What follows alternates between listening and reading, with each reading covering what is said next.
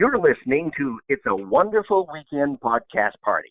Hi, I'm Steve Searcy with co-host Gary Gooding, who is the author of Fresh Snow on Bedford Falls, a new novel that industry experts say is heartwarming in the tradition of the iconic movie It's a Wonderful Life.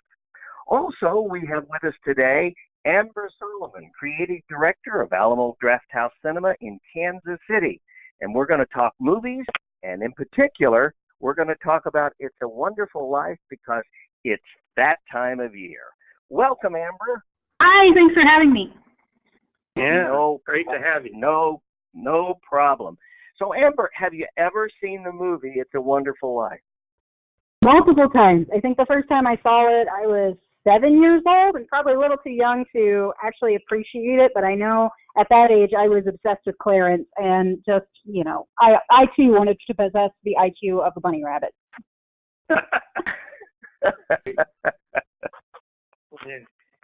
Well, Amber, I've seen the movie. I think about 72 times. Once for each year of my life. So it's like embedded in my bloodstream. So, Amber, what's is Clarence still your favorite character? I do love Clarence, but I've come to love Donna Reed's character even more, and it's just, she was so sassy in her own way, and she just really wants the best for everyone around her, not just George.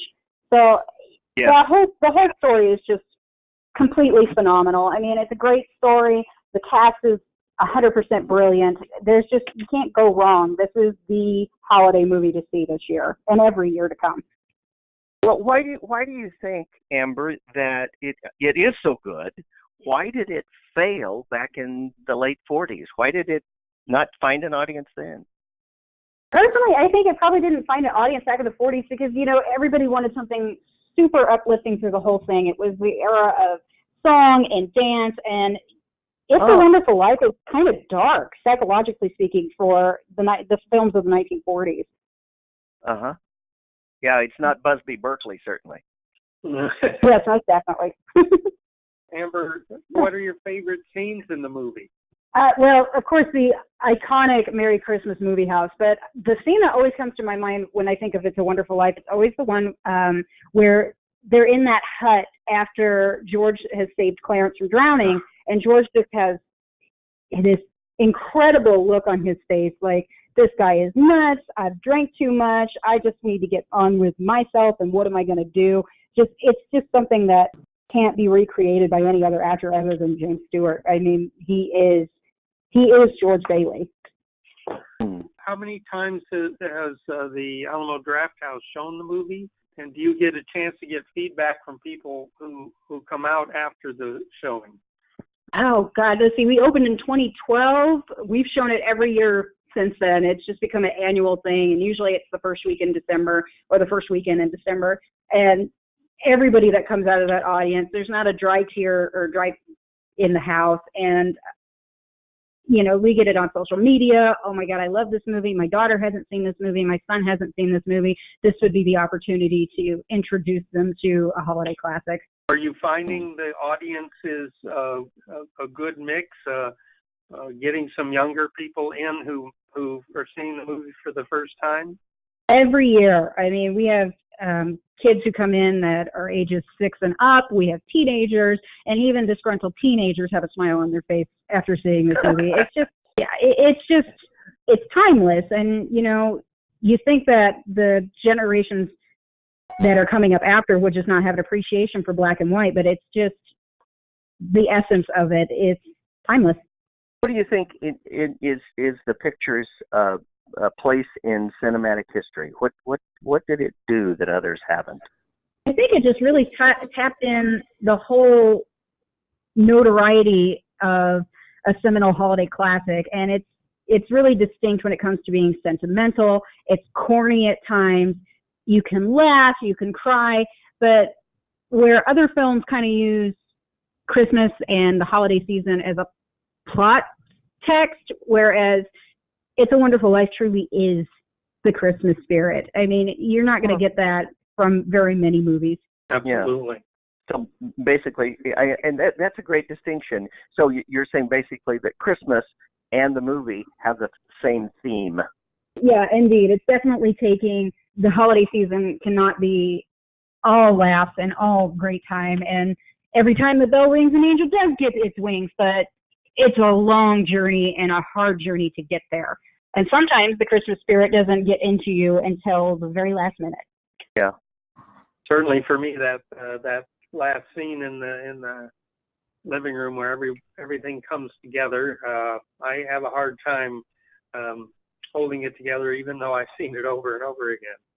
Is this Definitely, I agree. Just wondering, is this the only holiday film that you in your December cycle, or do you have other things that play? Well, we got a lot of stuff that plays every year. December is kind of one of our golden months, as it were. We've got the Scrooged movie party coming up. We have Love Actually and Elf that we play every year, multiple screenings. We have the Gremlins movie party, Home Alone, and of course, Christmas Vacation, because who doesn't want to chug eggnog dressed as Uncle Eddie? That's for sure. Amber, did you study cinema before getting in this position, or did you just love it? I just loved it. I always joke that I'm such a movie nerd. I've seen this movie X amount of times, and then I came to know and love the people that work here and the people that come here all the time, and I was just like, whoa, I am not a movie nerd, but, you can always grow your nerddom, as it were. But I know one when I see one, right? Right. Will you see the same people again and again? From last year when you showed up Wonderful Life? Yes, we definitely have a quite a few regulars who just keep coming back every year. They make it a staple. They're usually starting in October messaging our website and saying, It's a Wonderful Life? When are tickets going to go on sale? I'm ready. Let's do this. And they always bring new people with them. So sometimes we have families who are bringing their friends of families, and then we have just friends who are gathered together. And pretty much anyone who has seen this film or has read this story just really comes together for it, and they try to spread the story to as many people as they can. It's really infectious in the best possible way.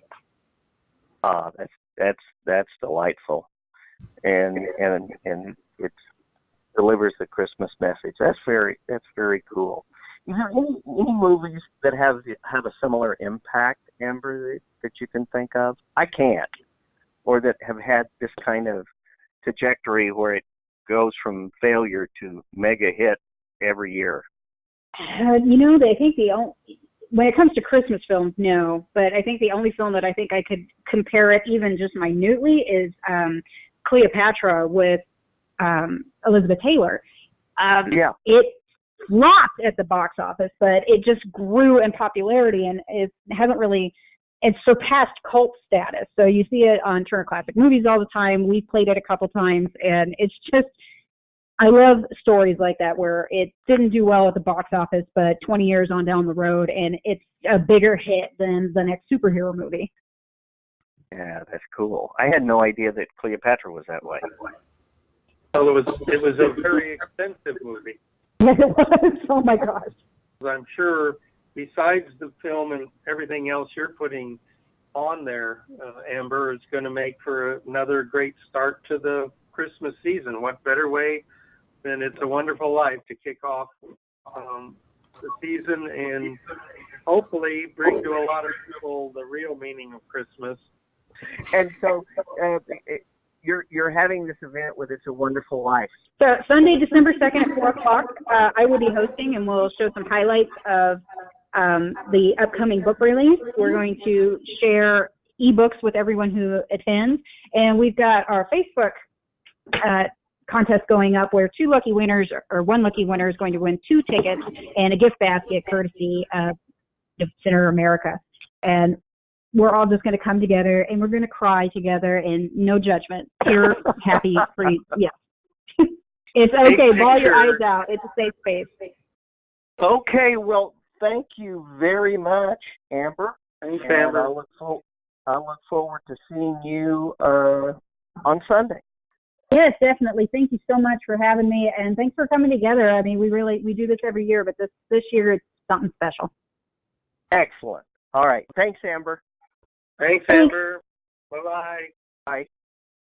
Thanks for joining us. You've been listening to It's a Wonderful Weekend podcast party. with me, Steve Searcy, and G.L. Gooding, author of Fresh Snow on Bedford Falls. We hope you enjoyed our conversation with special guest Amber Solomon, Creative Director of Alamo Drafthouse, Kansas City. Until next time, be safe and have fun.